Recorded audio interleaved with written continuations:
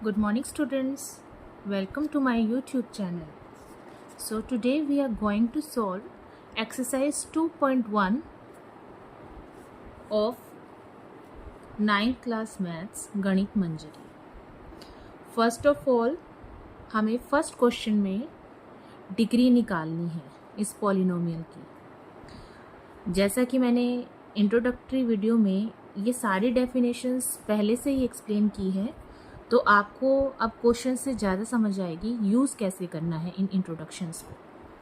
First question है हमारा, find the degree of the polynomials. ये हमें 4 पॉलिनोमियल्स दे रखे हैं, उनकी डिग्री बतानी है. तो क्या होती थी degree? Highest power of the polynomial. यहाँ पे हाईएस्ट पावर क्या है पॉलिनोमियल की? 2. तो डिग्री क्या हो जाएगी इसकी? 2. सेकेंड वाले में हाईएस्ट पावर क्या है?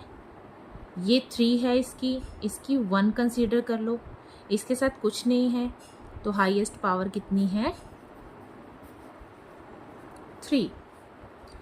Next question. अब आप कहेंगे कि इसमें डिग्री कैसे पता चलेगी, इसमें तो कोई वेरिएबल ही नहीं है.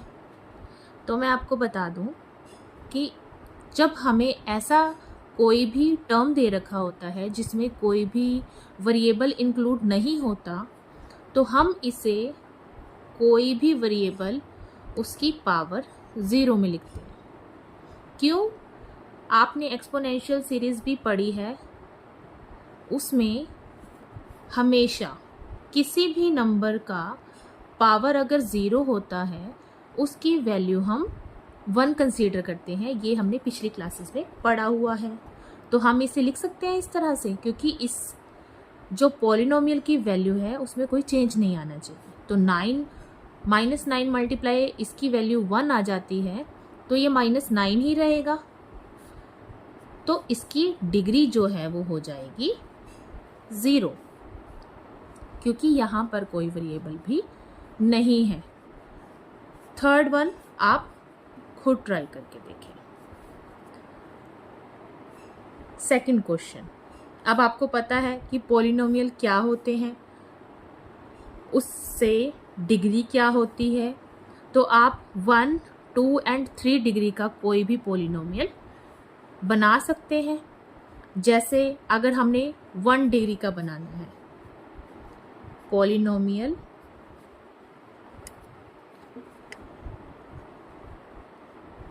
ऑफ डिग्री 1, तो इसे मैं लिख सकती हूँ 2x + 3.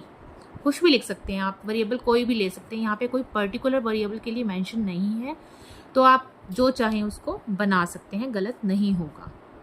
अब ये क्यों लिखा हमने? डिग्री 1 का मतलब क्या है कि इस पॉलिनोमियल की जो हाईएस्ट पावर है वो क्या होनी चाहिए? 1 होनी चाहिए. तो हमने क्या ले लिया? x की पावर 1 ले ली. नेक्स्ट आ जाता है पॉलिनोमियल ऑफ डिग्री 2. सिमिलरली इसमें क्या होगा? हाईएस्ट पावर हम 2 ले लेंगे. ये हो गया हमारा. थर्ड है पॉलिनोमियल ऑफ डिग्री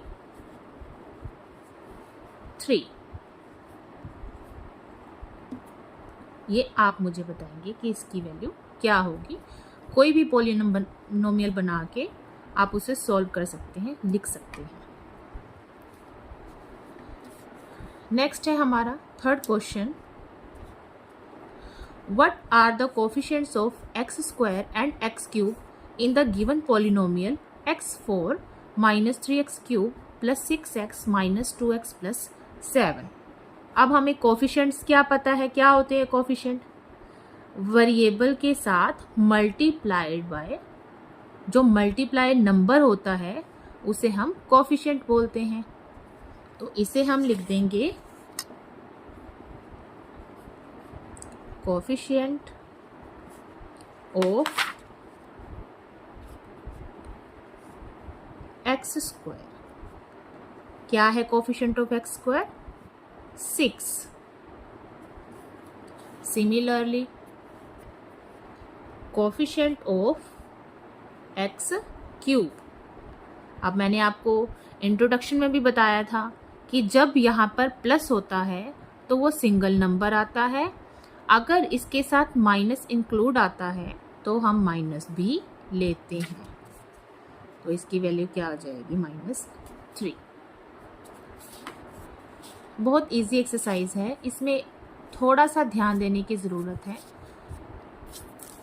ये अपने आप ही हो जाती है। अगर आपको डेफिनेशंस क्लियर हैं फिर ये आपके लिए बिल्कुल भी टफ नहीं है।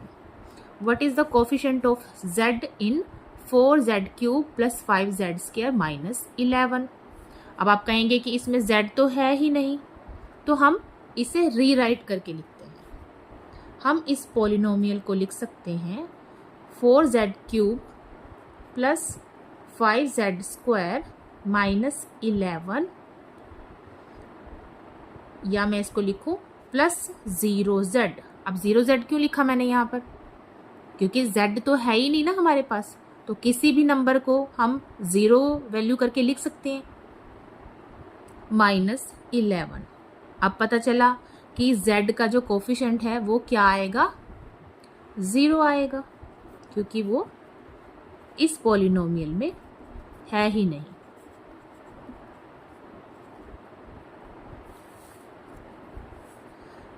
नेक्स्ट है हमारा 5th question and last question इस एक्सरसाइज का। What is the constant term. अब इस एक्सरसाइज में आपने जो भी डेफिनेशंस पढ़ी हैं उसके अकॉर्डिंग आपसे क्वेश्चन पूछे गए हैं। पॉलिनोमियल, और क्या है पॉलिनोमियल हमारे पास, 9x³ + 5x² - 8x - 10। Constant term क्या होती है, कांस्टेंट टर्म जिसके साथ कोई भी वेरिएबल नहीं होता उसे क्या बोलते हैं, कांस्टेंट टर्म। यहाँ पे क्या है, -10।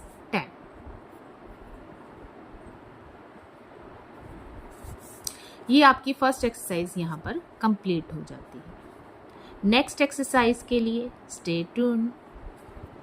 Thank you.